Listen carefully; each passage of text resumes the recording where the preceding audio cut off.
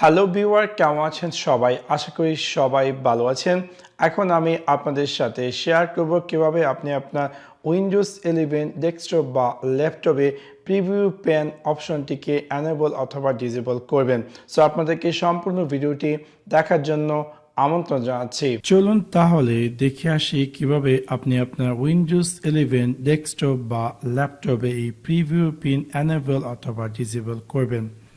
For example, আমি যদি আমার উইন্ডোজ 11 এর ডিস পিসিতে যাই বা ডি ওপেন করি এবং ফর এক্সাম্পল আমি যদি আমার এই পিকচার যদি ক্লিক করি, আমি ডান দিকে দেখতে পারবো যে আমার এই পিকচারটির প্রিভিউ পেন দেখাচ্ছে। হয়তো আপনি চাচ্ছেন না যে এই প্রিভিউ পেনটি এনেবল হয়, আপনি চাচ্ছেন এটাকে ডিসেবল করার জন্য। সেই ক্ষেত্রে আপনাকে কী করতে হবে, এই ভিউ, এই যে উপরে যে ফাইল এক্সপোর্ট সেখানে ভিউতে ক্লিক করে শো এবং দেন আপনি যে প্রিভিউ পেন সেটাকে আপনি আনচেক করলে এখন আর দেখতে পাচ্ছেন যে আমি যদি একে সিলেক্ট করি প্রিভিউ আকারে কিন্তু এই ডান দিকে কিছু দেখাচ্ছে না। ইভেন আপনি যদি চান সেটাকে পুনরায় রিএনেবল করার জন্য প্রিভিউ পেন, তাহলে সেম ভিউ শো প্রিভিউ পেনে ক্লিক করবেন, দেখতে পাবেন যে আপনার প্রিভিউ পেনটি দেখাবে।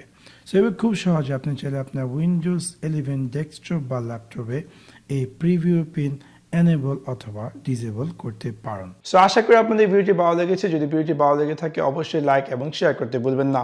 Thanks for watching my video. See you next one. Piece.